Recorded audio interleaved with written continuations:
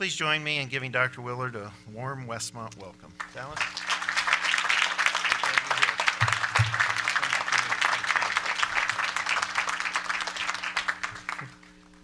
Thank you very much, and congratulations, President Beebe, your faculty and administration, your Board of Trustees, on this wonderful result for so many people here today. Blessings on honored guests and friends and family, but above all, special blessing and congratulations to the graduates. Now, at this point, one is always wondering what additionally could be said to you. You have heard a lot in the last hours and the days and years you have been here, and yet I think there may be something left to say. And if you're looking at your program, you will see that I'm going to talk to you for a few minutes on living eternally in the moment. My strategy, first of all, is tell you what in the world I mean by that, and then I will try to unfold it piece by piece. You know, we often mistakenly think eternal life is something that begins later. But eternal life is now. It is eternal living. And sometimes I think it would help if when we go through our scriptures, we would just replace eternal life with eternal living. Now, what exactly does that mean? It simply means that living moment by moment, our lives are caught up in God's life. And by that I mean what God is doing, and in particular, what God is doing where you are and where you're going to be. God's life invites us to be part of it. And we can make our lives and our moments eternal by making sure that we are acting in the presence and the character and the power of God.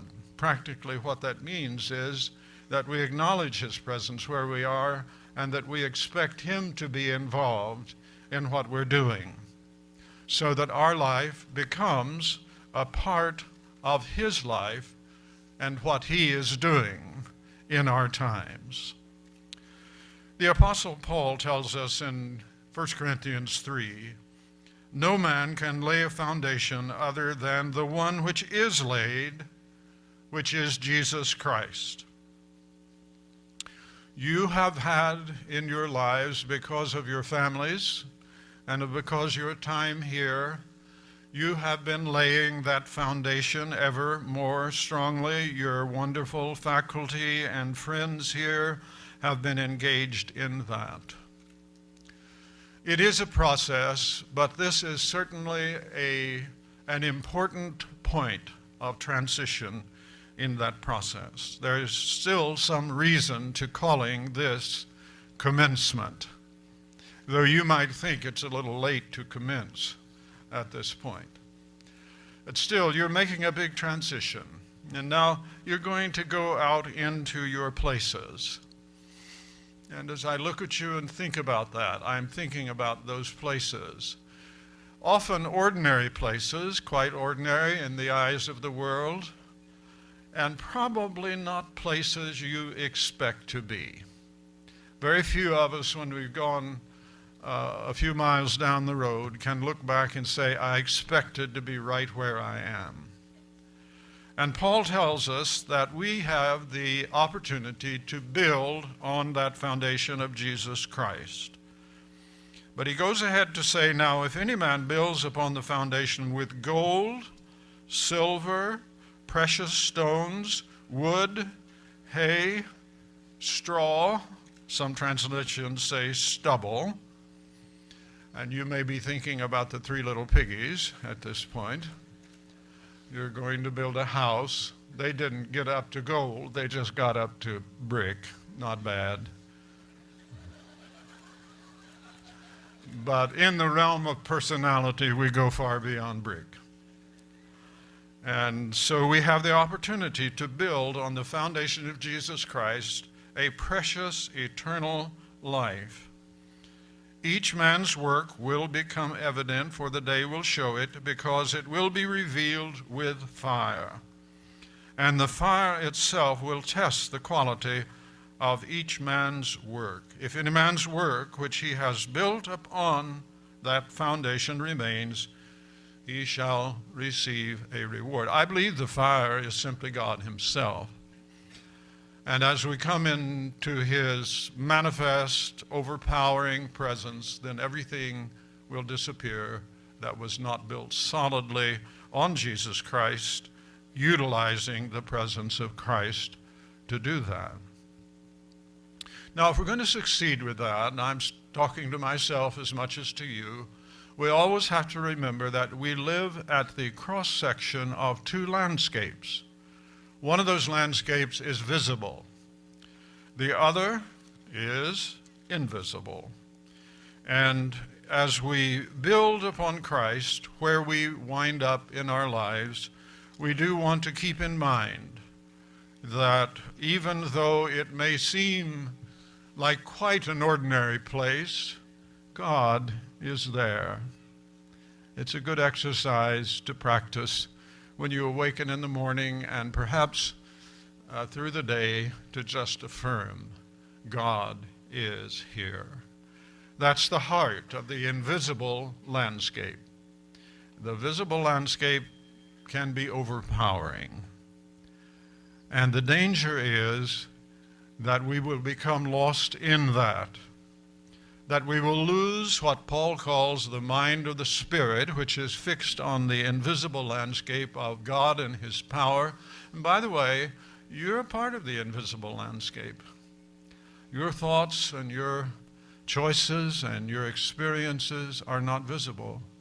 They are a part of the invisible landscape. And the great danger is that you will not know that, and that you will think to build your life in what is visible, the natural presence of God.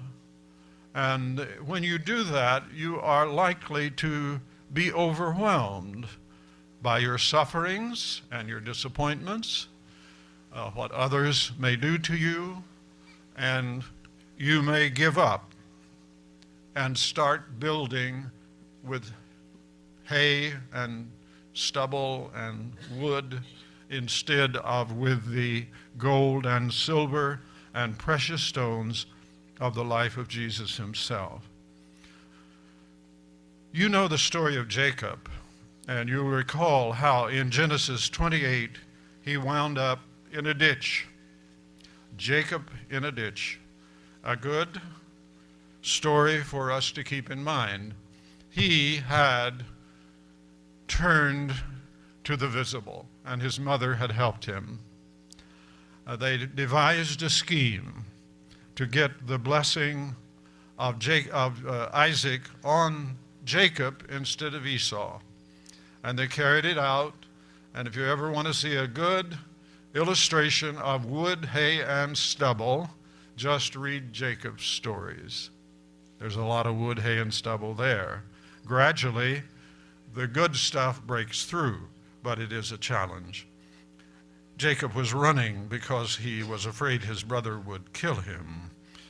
And he came to a ditch or ravine, and the sun was down, and he took a stone and laid it down for a pillow and went to sleep. And you will remember that when he went to sleep, he had a dream. And the dream was of a ladder that reached into heaven, but it came all the way down to earth, right down to the ditch, right down where he was.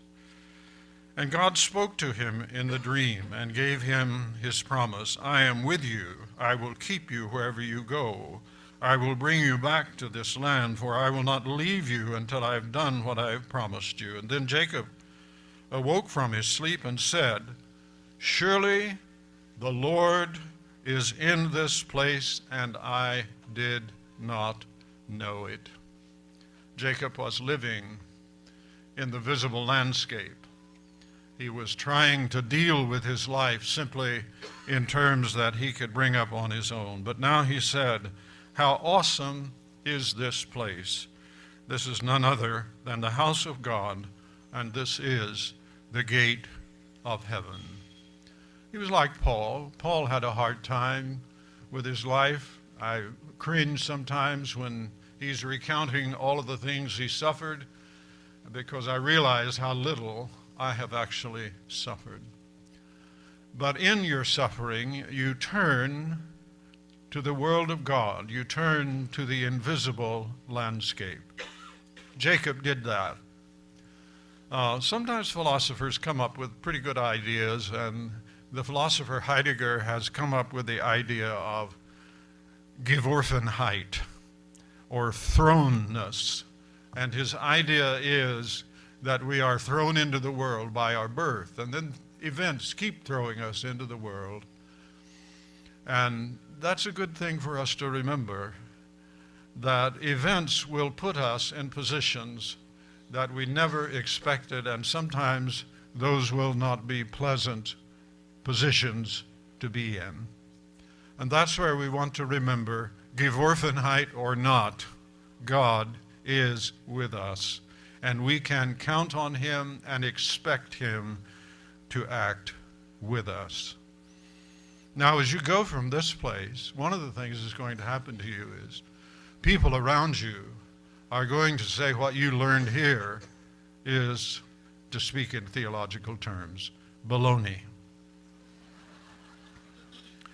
They're going to say, well, you got a lot of nice things there and got a lot of nice friends and perhaps some illusions to support you on your way, but it isn't knowledge of reality.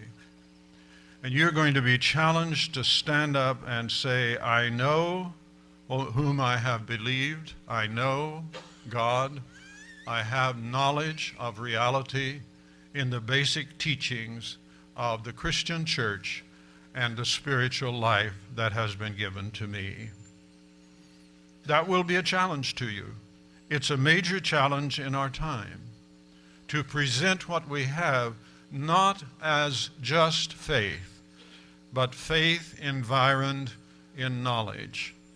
And you can do that because God will be with you, and he will manifest himself so that you will have a way of dealing with the realities of your life in terms of the realities of the invisible landscape that cannot be denied by those who are willing to know. Knowledge does not jump down people's throats. You have to seek it. That's true in algebra. That's true in chemistry and any other field. You have to want it, you have to welcome it, and you have to seek it. And you will know the reality of what you have learned here. You will know that what you have is knowledge of that reality by its responses to your expectations of presence and action with you. That is the challenge to make your life eternal. In order to enter into it, you have to keep your heart. You have to guard your heart. You have to learn how to lead the spiritual life. Proverbs 4:23 says, keep your heart with all diligence, because what your life amounts to comes out of your heart. Interesting, not your circumstances, out of your heart. Your heart is the direct connection with God and his kingdom, and you must learn how to keep your heart present to God. He is the way, we heard last evening in the sermon at Baccalaureate. He is the way, not something he did, not something he said. He is the way. When you ask for guidance in your life, God does not give you a roadmap. He gives you a person, and that person is Jesus Christ. But we have to seek him. We have to call upon him. We have to lean upon him, cling to him, the person. And that's the secret of the spiritual life. Now, when we do that, the result we hope for may be sometime coming, but watch and wait in the knowledge of a future that is also there, in which it is true to say that the sufferings of the present time are not worthy to be compared with the glory that is to be revealed. In the meantime, patiently put into practice right where you are the things that Jesus teaches us to do. The key is to do it. And if you don't know what is going to happen, that's no reason not to put it into practice. Take the things that Jesus said, put them into practice, and you will certainly fail, and then you will learn, and as you go, gradually your life will be one with the life of Christ. You know the truth and the reality that sets us free by putting into practice the words of Jesus in the companionship with Jesus. One of the greatest blessings of living this way is that you become assured of who you are as God's creature, child, and co-laborer. And this is very important because nearly everything you will meet will try to turn you away from that knowledge.